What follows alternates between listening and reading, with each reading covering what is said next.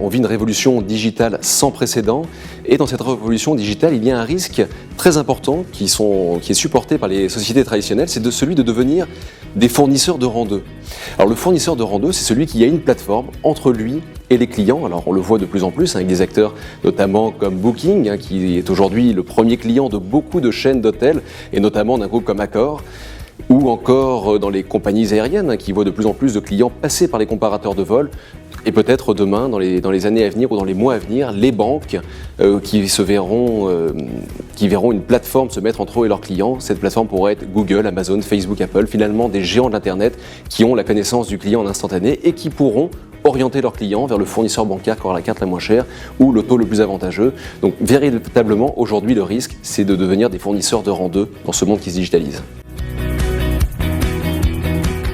Alors nous, ce que l'on observe chez Trust in Finance, c'est que les sociétés doivent impérativement aujourd'hui justifier d'une véritable valeur ajoutée pour leurs clients. Et les sociétés traditionnelles peuvent très bien s'en sortir face à cette vague digitale et numérique que l'on vit, à condition d'avoir une véritable valeur ajoutée, mesurer les attentes des clients, répondre à ces attentes durablement et avoir une offre qui durablement répond aux attentes des clients pour éloigner les concurrents et mettre des barrières à l'entrée beaucoup plus fortes.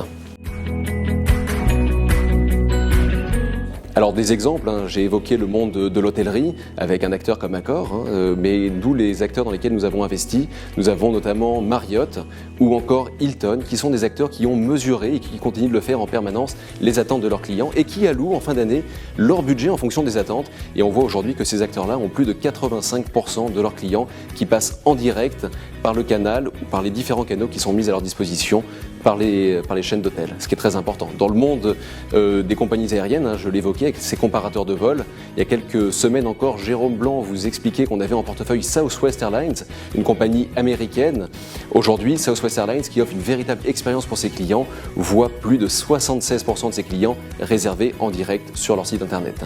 Donc on le voit dans tous les secteurs et il est extrêmement important pour les sociétés d'avoir une stratégie client pour faire face à ces géants de l'internet qui sont en train d'arriver et cette révolution digitale.